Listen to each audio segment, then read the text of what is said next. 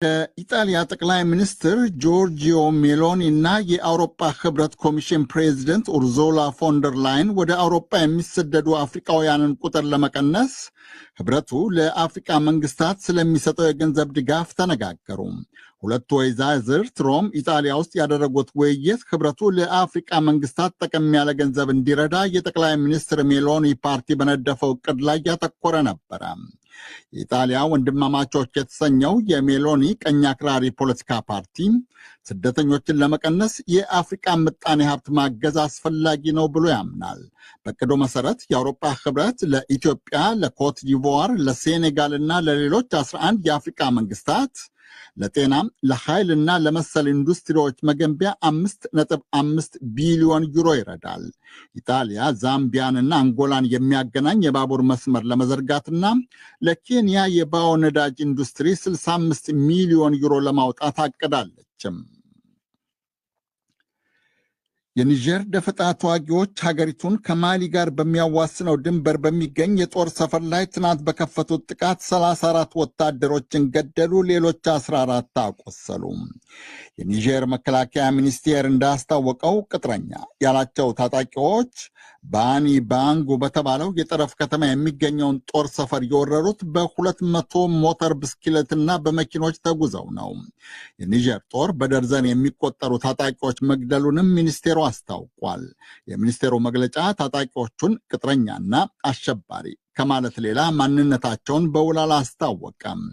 ኒጀር እንደ አብዛኞቹ የሳህል አካባቢ ሀገራት ሁሉ የአልቃይዳና የእስላማዊ መንግስት ሸማቂዎች በተደጋጋሚ የሚያጠቋት ሀገር ናት። ይህ እስራኤልና ኢራን ውጊያ ያሰጋቸው የተለያዩ መንግስታት ዜጎቻቸውን ከመካከለኛው ምስራቅ በጣሙን ከሁለቱ ሀገራት እያስወጡ ነው። እስራኤል ባለፈው ሳምንት አርብ ኢራንን ድንገት ከደበደበች ወዲህ ከናም ወደ ሁለቱ ሀገራት የሚደረግ የአውሮፕላን በረራ ተቋርጧል። የእስራኤል የቅርብ ወዳጆች የሚባሉት ዩናይትድ ስቴትስ፣ ብሪታንያና የአውሮፓ ህብረት አባል ሀገራትን ጨምሮ በአብዛኛው እስራኤል የሚገኙ ዜጎቻቸውን በመርከብና በመኪና ወደ የአጎራባች ሀገራት እያሸሹ ከዚያም ወደ የሀገራቸው እየመለሱ ነው። የፍሎሪዳ ዩናይትድ ስቴትስ አገረ ገዢ ሮን ዴን ሳንቲስ እንዳሉት እስከ ዛሬ ማርፈጃው ድረስ 1500 አሜሪካዊ እስራኤላውያን ከእስራኤል ወጥተዋል።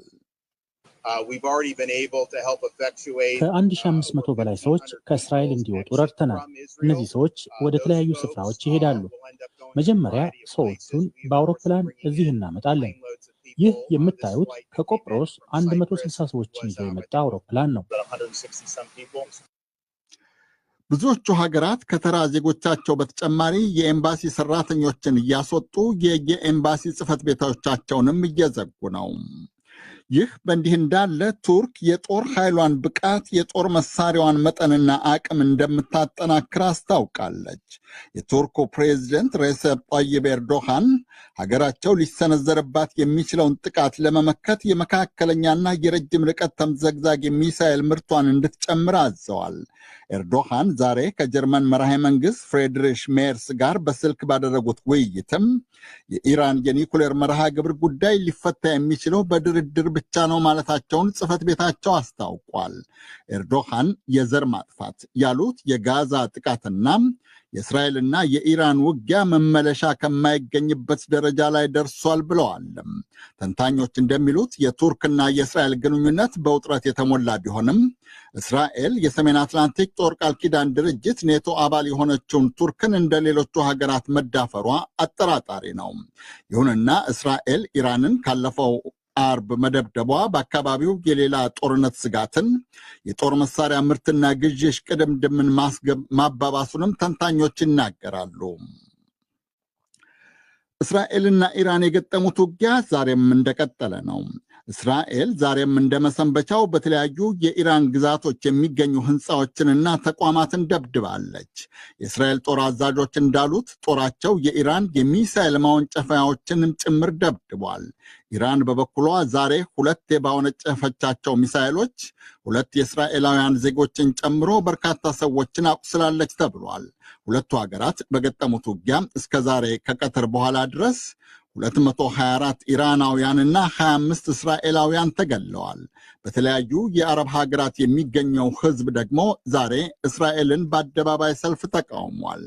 ኢራንና እስራኤል በዲፕሎማሲው መስክ የገጠሙት ንትርክም እንደቀጠለ ነው። የኢራን ውጭ ጉዳይ ሚኒስትር አባስ አራክቺ ዛሬ ጄኔቭ ስዊዘርላንድ ለተሰበሰበው ለተባበሩት መንግስታት ድርጅት ጉባኤ እንደነገሩት እስራኤል የኢራንን የኒኩሌር ተቋማት መደብደቧን የጦር ወንጀል ብለውታል።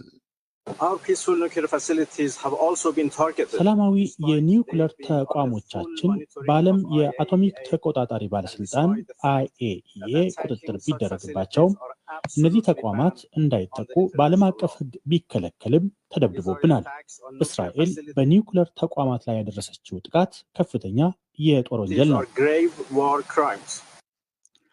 በተባበሩት መንግስታት የእስራኤል አምባሳደር ዳኒ ዳኖን በአንጻሩ እስራኤል የምትዋጋው ለአውሮፓና ለዩናይትድ ስቴትስ ጭምር ነው ብለዋል።